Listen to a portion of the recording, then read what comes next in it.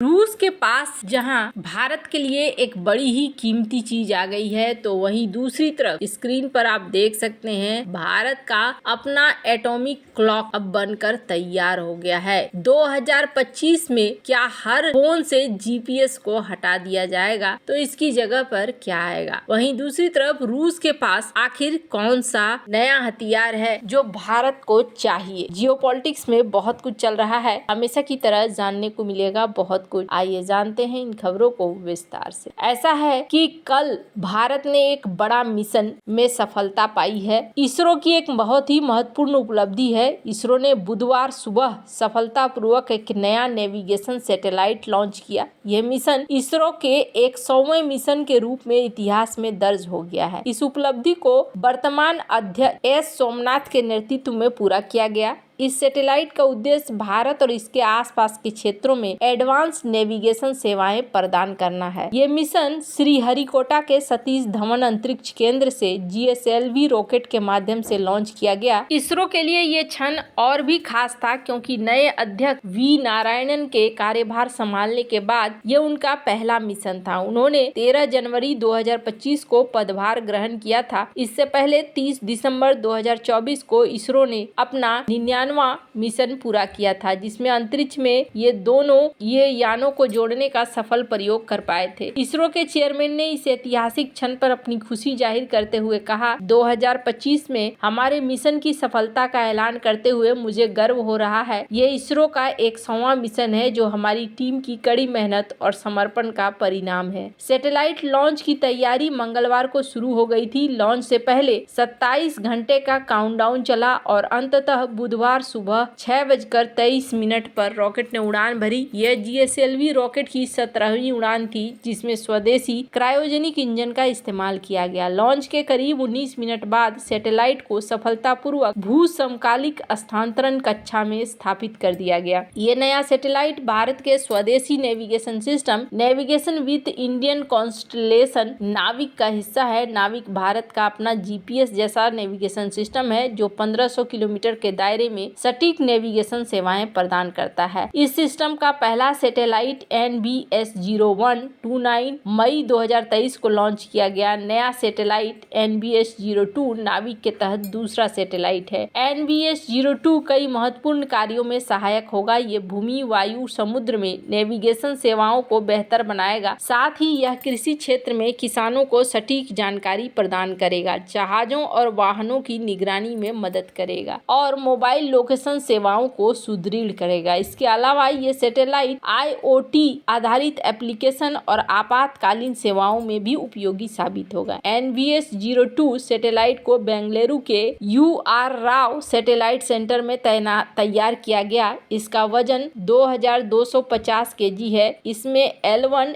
L5 और S band में navigation payload लगे हैं। इसमें ट्राई बैंड एंटीना जैसे एडवांस टेक्नोलॉजी का उपयोग किया गया है। नाविक सिस्टम में कुल 5 सैटेलाइट शामिल होंगे जो भारत को नेविगेशन के क्षेत्र में आत्मनिर्भर बनाएंगे। इसरो का यह 100वां मिशन न केवल भारत के अंतरिक्ष क्षेत्र में बढ़ती क्षमता को दिखलाता है बल्कि देश को टेक्निकल रूप से और मजबूत बनाता है। नाविक सिस्टम के माध्यम से भारत ने अंतरिक्ष विज्ञान और टेक्नोलॉजी के क्षेत्र में आत्मनिर्भरता की ओर कदम बढ़ा दिया है। खैर, इसके साथ ही भारत ने अपना एटॉमिक क्लॉक भी बना लिया है और इस वजह से अब पूरी तरीके से भारत को किसी की जरूरत नहीं है GPS रिलेटेड चीज में। जहां एक तरफ ये सब कुछ चल रहा है, वहीं दूसरी तरफ बात करें भारत की, तो भारतीय नौसेना को इस वक्त एक चीज की बहुत ज्यादा जरूरत है। रूस ने एक माइन काउंटर मेजर्स ड्रोन विकसित किया है जो भारतीय नौसेना की ड्रोन आधारित माइन काउंटर मेजर्स क्षमता की खोज के लिए आशाजनक है। ड्रोन का उद्देश्य माइन डिफेंस शिप को लैस करना है जिसे गोवा शिपयार्ड लिमिटेड को भारतीय नौसेना के लिए बनाने का ठेका दिया गया है। भारतीय नौसेना जो कभी 12 माइन काउंटर मेजर्स वेसल्स का संचालन करती थी, पिछले 6 साल में एक भी MCMV माइन स्वीपर के बिना है। सभी पांडिचेरी क्लास और कारवार क्लास माइन स्वीपर पर लगभग 6 साल पहले सेवानिवृत्त हो गए। सेवा देने वाला अंतिम पोत सोवियत संघ द्वारा निर्मित पांडिचेरी श्रेणी का माइन स्वीपर INS कोझिकोड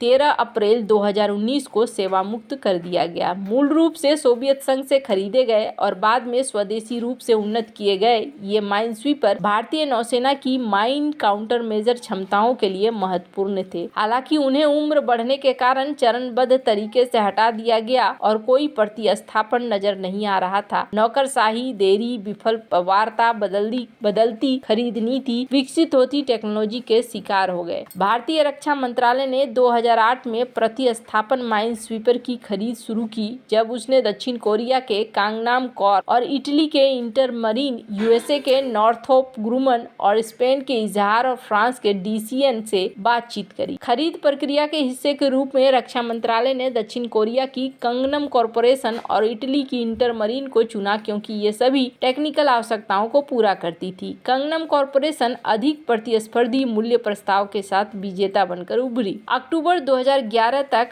रक्षा मंत्रालय के साथ मूल्य वार्ता पूरी कर ली। अनुबंध के शर्तों के तहत कंगनम कॉरपोरेशन को दक्षिण कोरिया में 2 MCV और शेष 6 गोवा शिपयार्ड द्वारा लाइसेंस के तहत भारत में बनाने थे। कंगनम कॉरपोरेशन को उपयोगकर्ता परीक्षण और स्वीकृति के लिए 2016 तक पहले 2 MCV वितरित करने थे। GSL को 2018 तक शेष 6 लाइसेंस निर्मित जहाजों की डिलीवरी पूरी करनी थी। 2014 में रक्षा मंत्रालय ने अटॉर्नी जनरल मुकुल रोहतगी द्वारा ये कहने के बाद खरीद को रद्द कर दिया कि दक्षिण कोरियाई फर्म कंगनम शिपयार्ड ने सौदे को सुविधाजनक बनाने के लिए एजेंटों को काम पर रखा था। मार्च 2015 में खरीद को फिर से शुरू किया गया, जब रक्षा मंत्रालय ने गोवा शिपयार्ड लिमिटेड को 12 MCMV स्वदेशी रूप से बनाने के लिए नामित किया। रक्षा मंत्रालय ने GSL द्वारा निर्मित किए जाने वाले 12 MCM जहाज पर लगाए जाने वाले माइन काउंटर मेजर सूट के लगभग 1200 सेट की खरीद की शुरुआत करते हुए एक RFPI भी जारी। सौदा हासिल करने के बाद GSL ने इस हाई टेक्निकल वाले जहाजों को बनाने के लिए आवश्यक टेक्नोलॉजी ट्रांसफर के लिए विदेशी यार्डों के साथ गठजोड़ करने का फैसला किया। 2017 में अनुबंध वार्ता के दौरान कंगनम ने TOT पर ध्यान नहीं दिया। कंगनम ने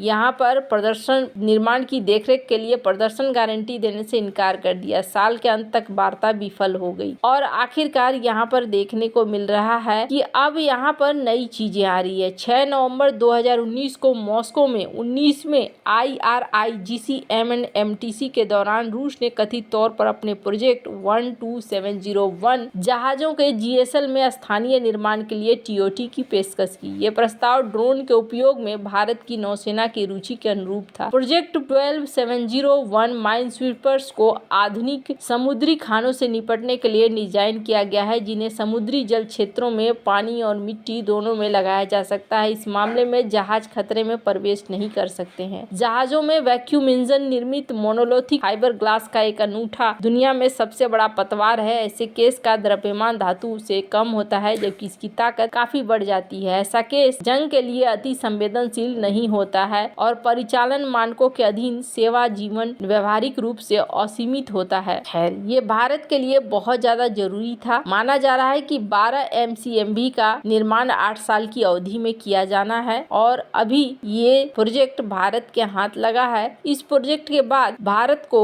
माइनस्वीपर जहाज बनाने की जरूरत नहीं पड़ेगी, बल्कि इस तरह के ड्रोन से ही काम चल जाएगा। वैसे आपको क्या लगता है इन सब मामले में, आपकी क्या राय है? कमेंट कर जरूर बताएं। जल्द मिलते हैं अगले वीडियो में नई खबर के साथ।